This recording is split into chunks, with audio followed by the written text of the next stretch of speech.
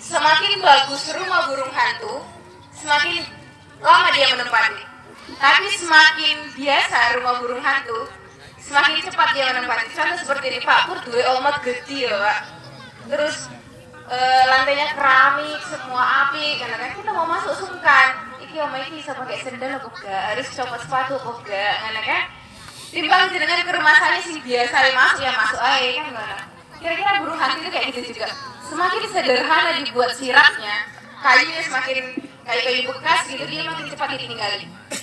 Kalau jenengan sudah membuat rumah burung hantu, kemarin ukurannya sudah saya kirim ke Pak Pur, mau buat sendiri boleh, mau beli juga boleh.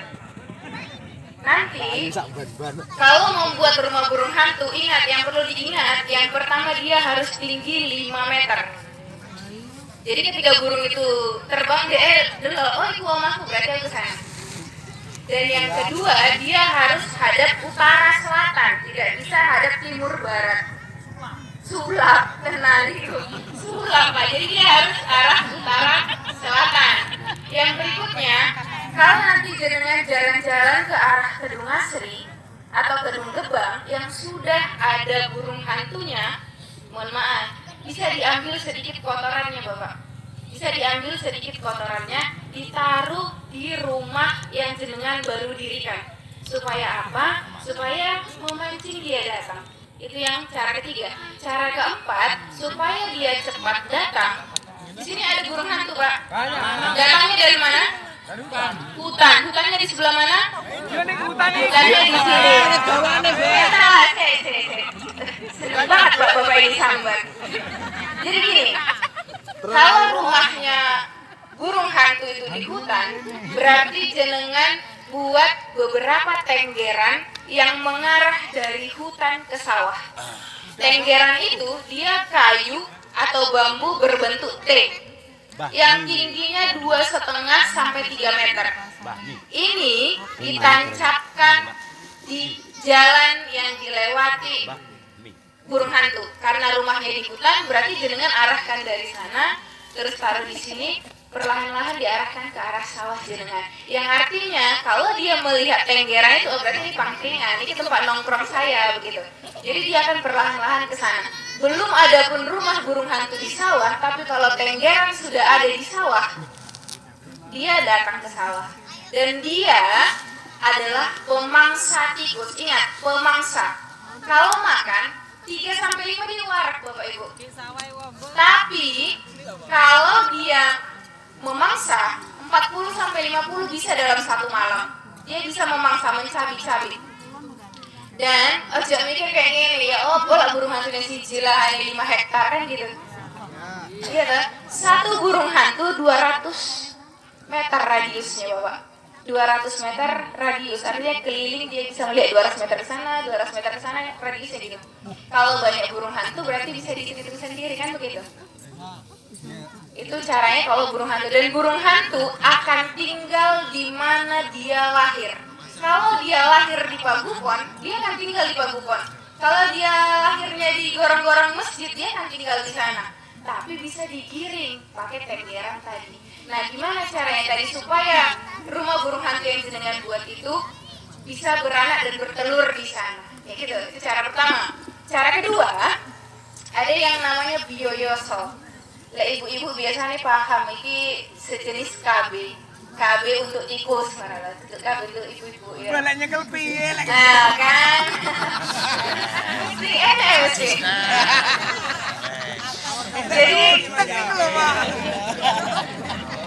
Jadi gini loh Bapak. Tikus itu senengane mangan karo mana? Oh, podo. Kayak sama Pak.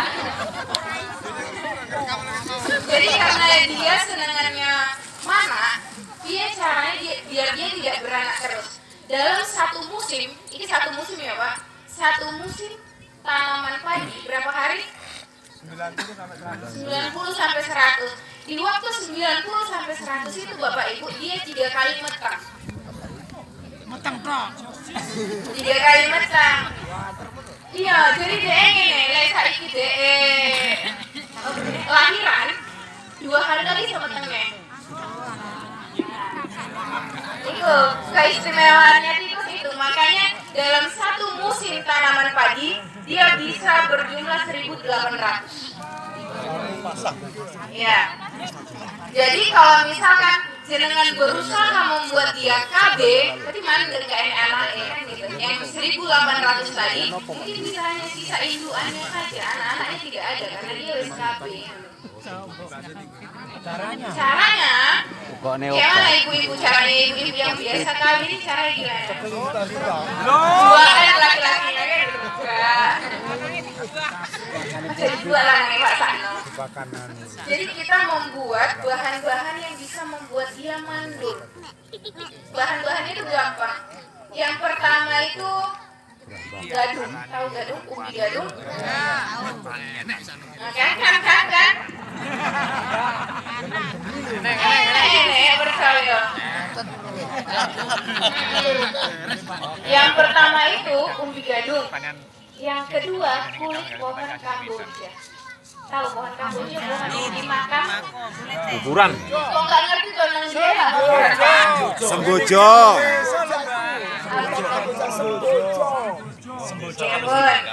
Tapi sama pohonnya ya. Oh tadi sembojo jadi Pak Kadesya. Terus yang berikutnya itu bisa pakai tepung ikan atau ikan segar. Kalau pakai tepung ikan dia sudah dalam bentuk tepung. Kalau pakai ikan segar, ikannya kita kukus, kita haluskan, kita jemur sampai garing. Terserah nanti jenengan mau pakai yang mana. Terus itu nanti ditumbuk sampai halus semuanya. Terus apa sih? Nah, dikepal kayak gini, ditaruh di jalannya tikus. Nanti kalau tikusnya makan itu, dia tidak bisa lagi hamil. Dia tidak bisa hamil lagi. Sudah mandul, itu caranya. Karena apa? Karena ngomongin tikus ini sensitif Bapak Ibu ya. Jenengan sudah banyak sekali pengendaliannya. Nah makanya kalau bisa saya meminta waktu jenengan dalam waktu dekat ini, minggu depan barangkali bisa kita buat bersama. Gitu. Ya, di agenda kan nanti Bapak pendamping, Bapak ketua ya. Nanti kalau misalkan sudah ketemu harinya, nanti tinggal saya datang lagi ke sini kita buat bersama-sama, oke? Tapi ngapunten jenengan tolong siapkan bahan-bahannya tadi ya. Gadungnya tadi sudah dicari. Kata Pak Pur ada temannya yang punya banyak. Nah, cara lain yang mungkin jenengan bisa adalah sering-seringlah ke sawah tidak menggunakan alas kaki. Kenapa Bapak Ibu? Kenapa sering-sering ke sawah tidak menggunakan alas kaki? Karena bagian tubuh manusia yang paling bau itu apa? Kikil. Udah ngomong kelek.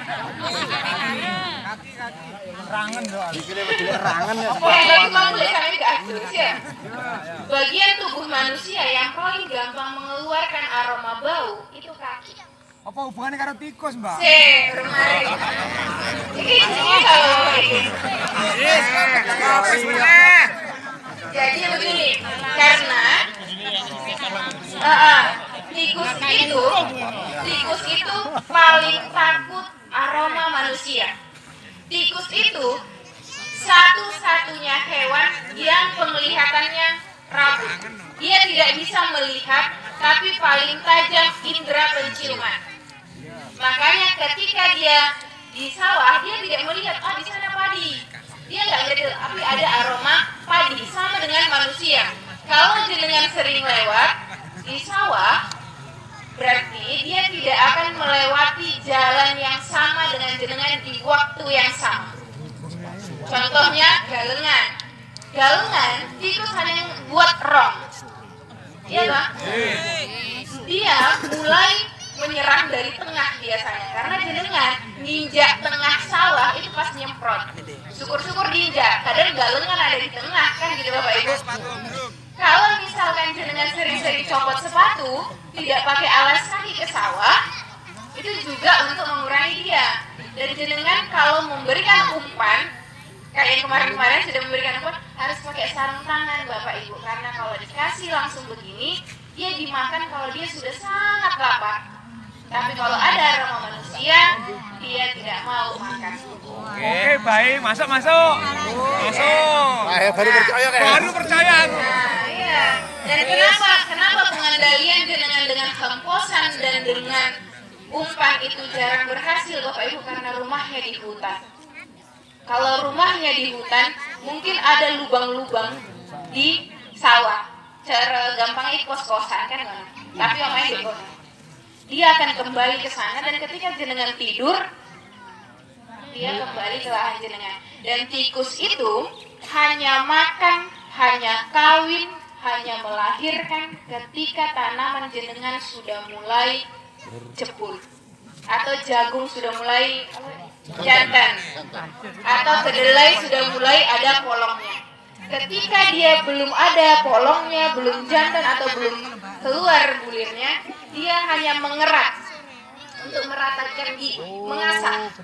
Karena kalau giginya tidak diasah, panjang. Kalau giginya panjang tidak bisa makan, dia mati. Makanya di waktu-waktu seperti ini biasanya dia hanya mengerat saja, mematahkan untuk Masuk ya. masak. Karena apa? Karena ketika nanti dia di musim sudah mulai generatif, sudah ada tongkol jagung, sudah ada bijinya, itu semua dia bawa ke rumahnya untuk stok makan ketika jenengan masih masa persemaian. Dia simpan begitu. Makanya kalau misalkan dia rumahnya di hutan, kita kasihlah dia umpan yang bisa membuat dia balik lagi ke rumahnya tapi nggak iso manaknya. Ini baik tikus. Masa lagi aku percaya aku setuju, Pak. Jadi bojone sama-sama enak, ya kan? Tapi nggak utang. Oke, bisa ya? Masuk. Nanti kalau misalkan sudah diagendakan boleh menghubungi saya lagi Bapak Ibu, atau nanti kalau misalkan mau pengamatan bersama boleh.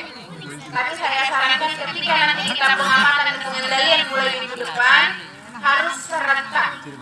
Jangan hanya ketua saja, tapi yang lain tidak. Kasihan yang tidak pengendalian nanti akan kena.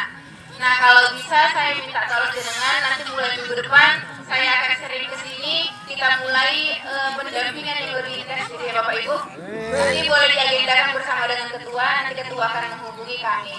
Gitu ya. Oke, mungkin itu dari saya. Kalau ada salah kata saya mohon maaf. Mau disampaikan ke